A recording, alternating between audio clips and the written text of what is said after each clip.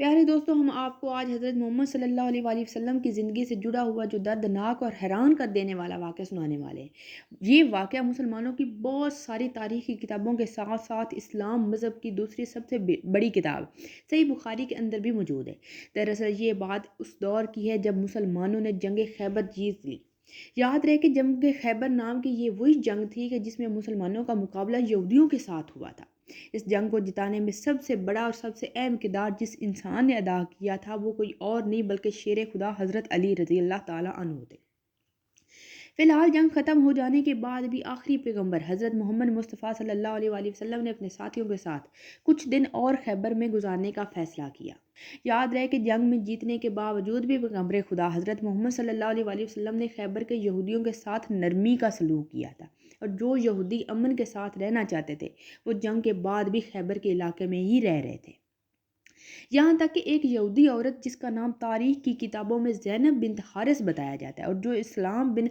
مشکم کی بیوی ہوا کرتی تھی، اس نے جب آخری پیغمبر حضرت محمد صلی اللہ علیہ وآلہ وسلم کی دعوت کی تو آپ نے اس کی دعوت کو بھی بڑی خوشی خوشی قبول کیا۔ اتنا ہی نہیں، اس نے دعوت کے ساتھ ساتھ آپ کی پسندیدہ کھانے کے بارے میں بھی دریافت کیا، تو آپ صلی اللہ علیہ وآلہ وسلم نے اس کو اپنے پسندیدہ کھانے کے بارے میں بتایا۔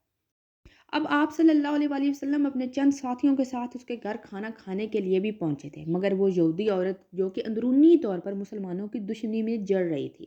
اپنے جیسے اور بہت سارے یہودی سرداروں سے ملی ہوئی تھی۔ اس نے اس دعوت میں کھانے کے طور پر پیش کیے جانے والے بکرے کے گوشت میں زہر ملا دیا۔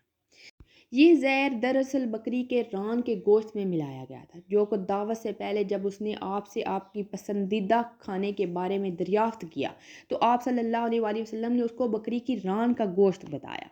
فی الحال جب دعوت کے دسترخوان پر زہر سے بھرپور اس گوشت کو پیش کیا گیا اور آپ نے جیسے ہی اس گوشت کی پہلی بوٹی کو اپنے منہ میں رکھا تو فوراً اپنا ہاتھ کھینچ لیا اور اپنے سبھی ساتھیوں کو بھی حکم دیا کہ اپنا اپنا ہاتھ کھینچ لو، کیونکہ اس کھانے کے اندر زہر ملا ہوا ہے۔ مگر افسوس اس وقت بھی آپ کے ایک ساتھی اس گوشت کو صحیح طور پر کھا چکے تھے، جس کی وجہ سے زہر نے پوری طرح سے اپنا اثر دکھایا اور ان کی اس زہر کی وجہ سے ہی شہادت ہو گئی۔ دراصل اللہ کے حکم سے پیغمبر خدا حضرت محمد صلی اللہ علیہ وآلہ وسلم کو اس بوٹی نے ہی زہر کے بارے میں خبردار کیا تھا۔ اتنا ہی نہیں، دوسری طرف جب اس عورت کے ساتھ ساتھ دوسرے سبھی یہودیوں سے اس بارے میں سوال کیا گیا تو انہوں نے نہ صرف اپنا جرم قبول کیا بلکہ یہ بھی کہا کہ ہم نے آپ کے ساتھ ایسا اس لیے کیا تاکہ اگر آپ ایک سچے نبی ہوں گے تو آپ کے اوپر اس زہر کا کوئی اثر نہیں ہوگا اور دوسری صورت میں ہمیں چھٹکارا مل جائے گا۔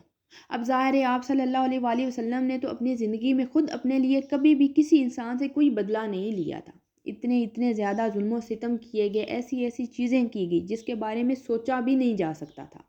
مگر جب بعد میں اسی زہر کے اثر کی وجہ سے آپ کے ایک ساتھی کی شہادت کی ہوئی تو پھر قانون کے مطابق اس زینب بنت حارث نام کی عورت کو قتل کیا گیا۔ صحیح بخاری کی حدیث نمبر 4428 میں آپ صلی اللہ علیہ وآلہ وسلم کی بیوی حضرت عائشہ رضی اللہ تعالیٰ عنہ بیان کرتی ہے کہ جب آپ صلی اللہ علیہ وآلہ وسلم کی زندگی کے آخری دن چل رہے تھے اور آپ بیمار رہا کرتے تھے تو آپ اس وقت اکثر کہا کرتے کہ خیبر کے موقع پر جو میں نے وہ زہر سے بھرپور ٹکڑا کھایا تھا اس کا درد آج بھی محسوس کر سکتا ہوں، اور ایسا محسوس ہوتا ہے کہ میری شہ رگ اس زہر کی تکلیف سے کٹ جائے گی۔ دراصل دوستو، خیبر کے یہودیوں کے جو میدان میں مقابلہ نہ کر سکے تھے اور مسلمانوں سے خیبر کی جنگ ہار چکے تھے، وہ خیبر کا بدلہ لینے کے لیے سازش کے طور پر حضرت محمد صلی اللہ علیہ وآلہ وسلم کو ان کے ساتھیوں کے ساتھ شہید کرنا چاہتے تھے۔ اسی لیے انہوں نے زینب بنت حارث نام کی اس عورت کے ساتھ مل کر گٹھ جوڑ کیا اور اس کی مدد سے نہ صرف کھانے میں زہر ملایا بلکہ آپ صلی اللہ علیہ وآلہ وسلم کے پسندیدہ کھانے کے بارے میں بھی پوچھ گچھ کی۔ جہاں تک بات ہے اس عورت کے قتل کے بارے میں تو اس کے متعلق بہت ساری مختلف رائے ملتی ہیں۔ کچھ تاریخ دانوں کا یہ ماننا ہے کہ اس عورت کو قتل کیا گیا تھا، لیکن کچھ کا یہ کہنا ہے کہ اس عورت نے خود ہی اللہ تعالیٰ کے حکم سے خودکشی کر رہی تھی، مطلب وہ خود بھی حرام موت مری تھی۔ بعض روایات میں آتا ہے کہ حضرت محمد صلی اللہ علیہ وآلہ وسلم کی وفات میں اس زہر نے ایک اہم کردار ادا کیا تھا۔ حالانکہ دوستوں، میری طرح آپ لوگوں نے بھی لگاتار یوٹیوب پر ایسی بہت ساری ویڈیوز دیکھی ہوں گی جس میں ہمیشہ سے ہی اینٹی مسلم ویڈیوز بنانے والے لوگ یہ دعویٰ کرنے کی کوشش کر رہے ہیں کہ حضرت محمد صلی اللہ علیہ وآلہ وسلم کی اس زہر کی وجہ سے بڑی دردناک اور خطرناک طریقے سے وفات ہوئی تھی۔ اتنا ہی نہیں، اس واقعے کے ذریعے حضرت محمد صلی اللہ علیہ وآلہ وسلم کے اوپر یہ بھی کلیم کر رہے ہیں کہ وہ ایک جھوٹے نبی تھے۔ نعوذ باللہ، جو کہ اگر وہ سچے نبی نہیں ہوتے تو ان کے اوپر زہر کا کوئی اثر نہیں ہوتا،